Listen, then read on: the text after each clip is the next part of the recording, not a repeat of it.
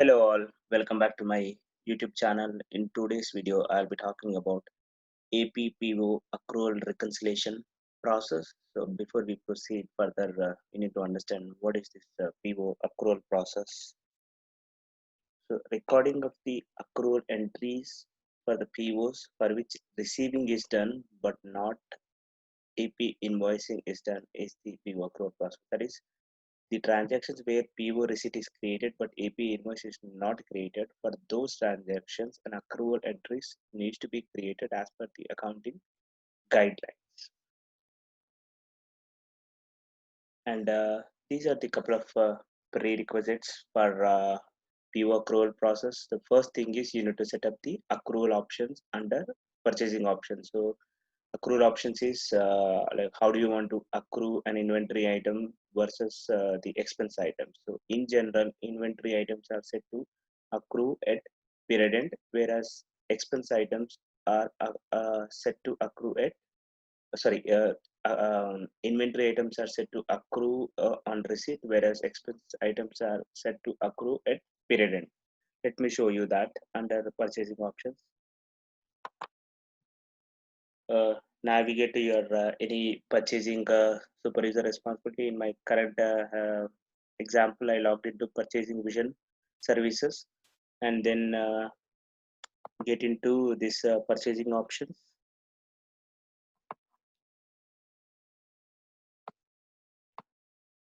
setup, organizations, purchasing options.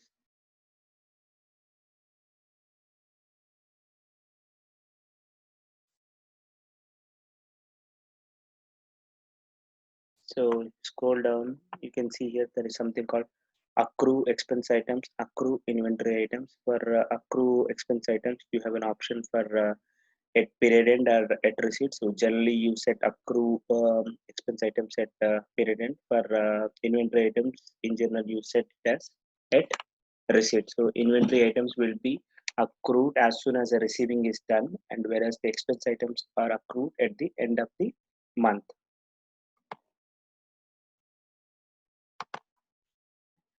And the next option is setting up of the inventory AP accrual account. So obviously you have set up the options under accrue options as to how you want to accrue your inventory items and the expense items. And at the same time, you should also then now specify what is the accrual account for inventory items and what is the accrual account for the expense items. So for the accrual item for the inventory, it will be set up under your inventory org definition.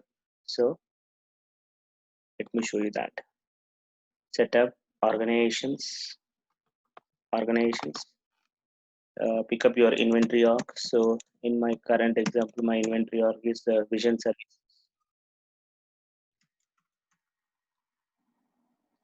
vision services.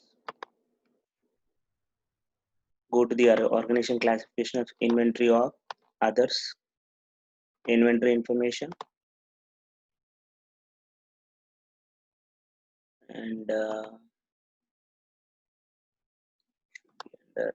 yeah, other accounts. So here you have something called inventory AP accrual account. This is the AP accrual account or accrual account for the inventory item. Similarly, you should also specify the accrual account for the expense item. So that's under the purchasing options. So we have already opened the purchasing options. So this is where you can see under purchasing option expense AP accrual account. This is the accrual account for expense item. Next thing is, so you may have different accrual accounts for different inventory orgs under a particular operating unit. So all the accrual account, whatever you have specified for different inventory orgs, you need to set, again specify those accounts under PO accrual accounts, accrual accounts. So you need to navigate to this particular navigation, PO supervisor, accounting, accrual write-ups, and select accrual accounts.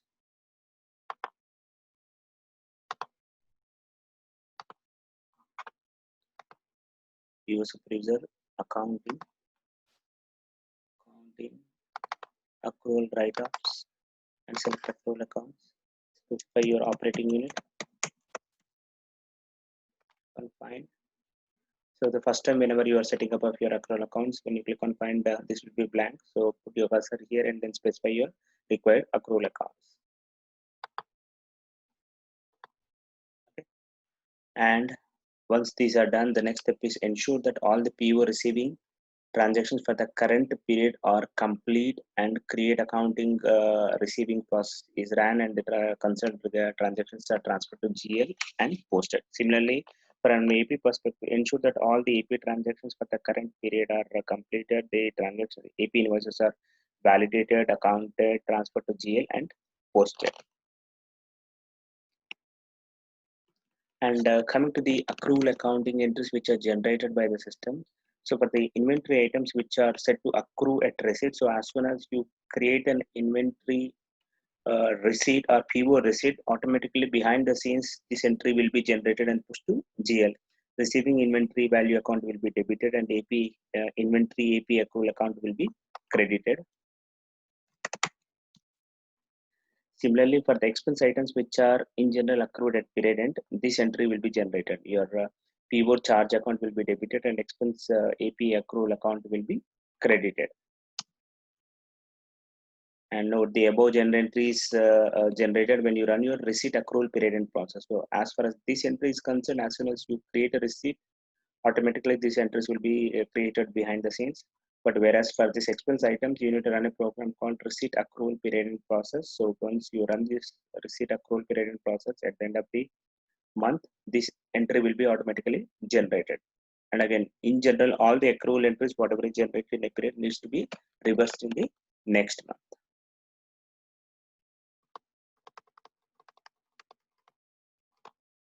Okay. How does the accrual reconciliation process works? So this accrual reconciliation process is slightly different in R12 versus 11i. So from an R12 perspective, the first step is would be you know to run a program called accrual reconciliation load process. Let me show you that particular program.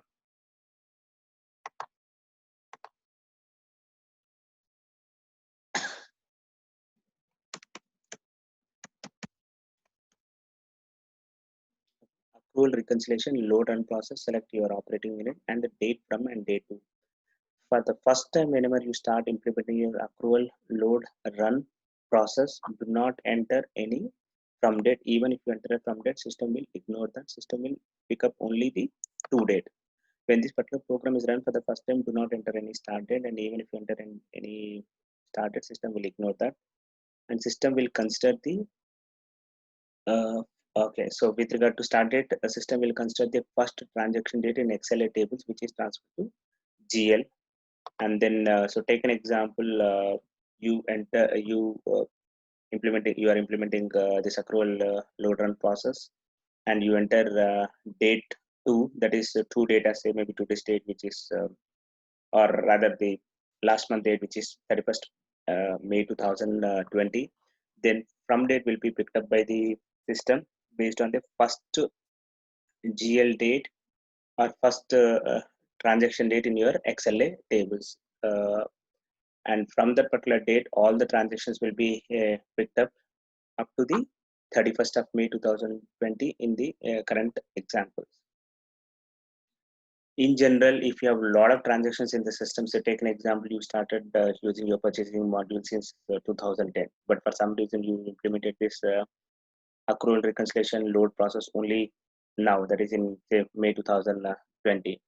So you should not be putting the due date as May 2020. There will be a lot of performance issues if you do that, because you are trying to run the accrual reconciliation load run process for the last 10 years. So in those scenarios, basically try to run your accrual reconciliation load process for maybe a couple of months at a time, or maybe a couple of years at a time. So obviously based on your data, test this particular process in your testing environment. So in this example, maybe you just start with say the two data, say 31st of December 2000, what do you call it, 2010. So system will pick up all the transactions from December 2000, sorry, from January 1st, 2010 to December 31st, 2010. And then in the next run, then again you enter from data say January 1st, 2011 to 31st of December 2011. And then again subsequent run, January 1st, 2012 to 31st of December 2012, and so on. So whenever you run this particular accrual reconciliation load run process, it will insert the data into these tables: CST APPO reconciliation, CST reconciliation summary, CST miscellaneous reconciliation, CST write-offs, and CST write-off details table. And of course, uh, a record also gets inserted into CST reconciliation bill table, which will give you the details of when this reconciliation load process was ran and with the start date and end date data. This is from a system tracking perspective. Okay. Okay, this I've already explained. Like for subsequent run, system will append the data into the above tables based on the date range entered by the user. And whenever there is no accrual balance for a PO distribution, this program will remove those records for those PO distribution IDs in the table. So that means, take an example, there is one particular PO distribution for which receiving is done, but AP invoicing is not done in the last month. So last month, whenever you run your accrual reconciliation process, a record gets created in your CST AP PO reconciliation, CST reconciliation summary tables. And in the next month, the AP invoicing is done for that particular PO distribution. So whenever you run your accrual reconciliation load run process, it will automatically take care of deleting that particular record from your concerned table, because it's now no longer needs to be accrued because AP invoicing is complete for that particular transaction. So these are a couple of the reconciliation reports: summary accrual reconciliation report, APPO reconciliation accrual reconciliation report, miscellaneous accrual reconciliation report. So in general, the summary accrual reconciliation report is equal to APPO accrual reconciliation report minus miscellaneous accrual reconciliation report. So whenever you are trying to match with your GL, you need to take maybe if you are considering APPO accrual reconciliation report, then APPO accrual reconciliation report minus miscellaneous accrual reconciliation report should be equal to your GL, or directly consider your summary accrual reconciliation report. This should be matching with your GL balance. Now, coming back to what is the GL balance with which you are comparing your summary accrual reconciliation report. Accrual balance in your summary accrual reconciliation report should be equal to GL YTD balance for an accrual account, whatever you have specified in your PO accrual accounts screen, with the general source of cost management and general category of receiving an inventory, plus GL YTD balance for an accrual account with the general source of payables and general category of purchasing invoices. So the sum of these should be equal to the accrual balance shown in your summary accrual reconciliation report. I mean, in my current testing environment, there are a lot of transactions which are created by so many different users, which are incomplete, inaccurate. There are a lot of different transactions implemented by so many different users. So obviously, I tried my level best to do this reconciliation, but unfortunately, I was not successful because that being a testing environment. So what I'll do is I'll just show you those reports, but the sum of the balance in my summary accrual reconciliation report will not match with this GLYTD balance. So summary accrual reconciliation report.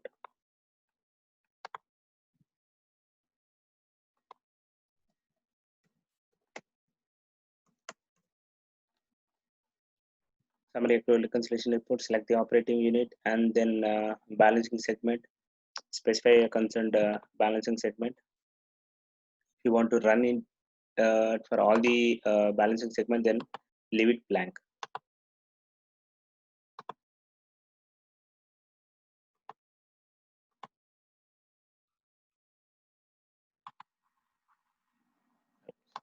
Completed.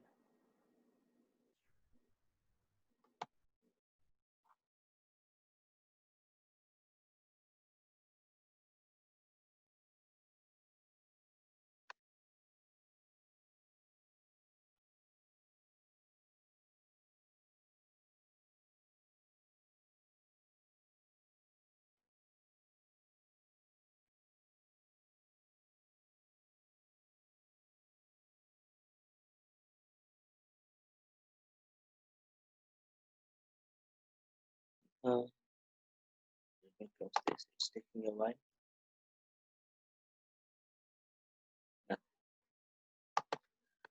So this is the balance in your accrual reconciliation summary report. Ideally, this balance should be matching with your GLYTD balance for general source of cost management with the general category of receiving and inventory, and the general source of payable with the general category of purchasing invoices. So you can directly extract it from GL account inquiry these transactions, or you can just run your account inquiry account analysis report for this particular general sources and the categories.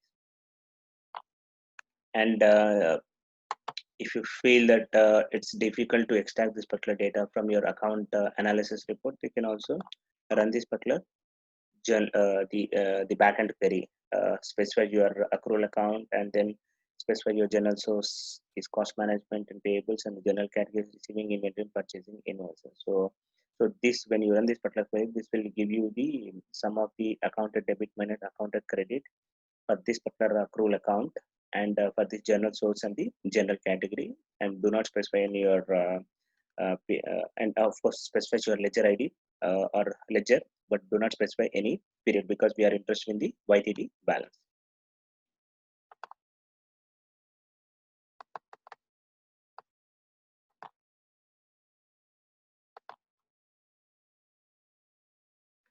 Similarly, for if you want to get the exact breakup of the, so this will give you the GL balance data for the concerned accrual account with this particular sources in the general category. But if you want to get the similar data from the SLA tables, you can run this particular query. This is picking up the data from your Excel SLA table. So SLA data for payable source, again specify your accrual account and then specify your ledger ID. Similarly, for the cost management, specify your accrual account and then specifying your ledger ID. Yeah, specify your ledger ID. Okay, so for some reason your summary accrual reconciliation report is not matching with your GL balance. How do you troubleshoot? There are different scenarios why it would not be matching.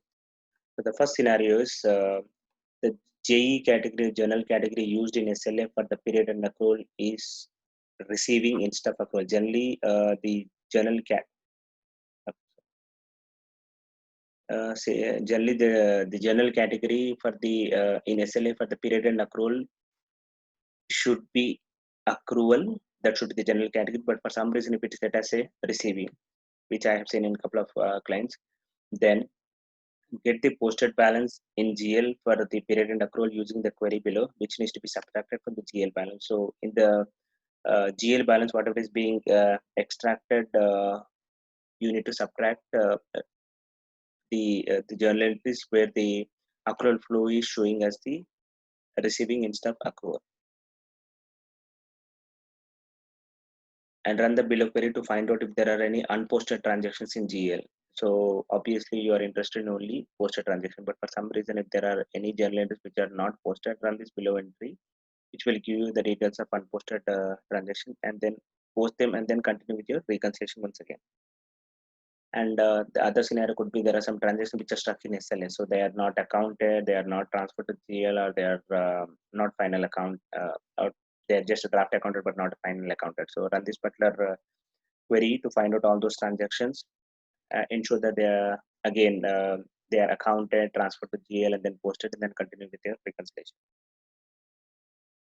And there could be another scenario where there is a discrepancy between SLA and GL, and use the query below to find out transactions that are available in SLA but not in GL. If the below query returns any rows, then we need to raise an SR with Oracle. So basically, this is a scenario wherein everything is looks like your run your create accounting program, everything looks fine, transferred to GL, posted to GL, but for some reason there is some kind of a discrepancy between SLA and the GL, and obviously that could be a scenario where some kind of a data corruption has happened. So if the below query returns any rows, then straight away raise an SR with Oracle. Get that fixed and then continue with your reconciliation. And maybe the other scenario would be where there is no discrepancy between SLA and GL. Everything is accounted, transferred to GL, and everything looks fine. But for some reason, still the accrual reconciliation report do not match with GL. So, and in those cases, run this particular query to find out whether the source distribution ID underscore number one in XLA distribution links column is null. If so, then again, accrual reconciliation report will skip those records. Again, there are any such returns, then again raise an SR with Oracle to get a data fix.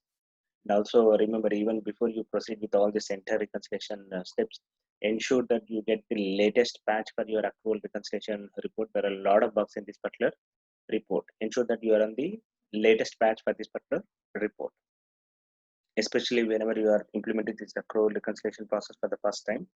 Ensure, get into your Metalink or your Oracle support. Try to find out what exactly is the latest patch, get it applied, and then only proceed with your reconciliation process. And this is another scenario where there is no discrepancy between SLA and GL, and there is no data corruption in XLA, and still accrual reconciliation report do not match with the GL.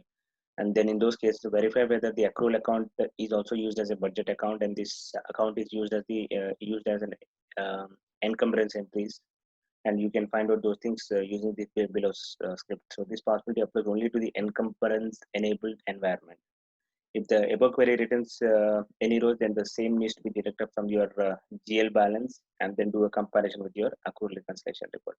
Straight up, if you get some GL balance, from that GL balance, deduct whatever you are getting by running this particular query, and then whatever the remaining balance, whatever you get, that is your GL balance minus the balance as per the below query, as per the above query. So that balance needs to be compared with your accrual reconciliation report. And the last thing is your accrual load data parts. Again, generally this is not recommended to run your accrual load data purge program. This program should be used in very rare cases where there is some kind of a data corruption, and when Oracle support recommends to run this program. So this program delivers the data from these below three tables: your CST reconciliation summary, CST miscellaneous reconciliation, CST view reconciliation. So after purge, the accrual reconciliation load process will need to be rerun again for all the periods. So depending on the data that needs to be rebuilt, again there may be an impact to your accrual reconciliation load process of the performance, because as I mentioned that if you have a data in the system for the last 10 years, and if you run your accrual load data process, then it will take a lot of time to run your accrual reconciliation load run process for all the periods, or rather for all the last 10 years of data. So this is how you perform your accrual reconciliation load run process. Thank you. Thanks for watching my video. For interesting videos on Oracle Financials, please do subscribe to my channel. Thank you.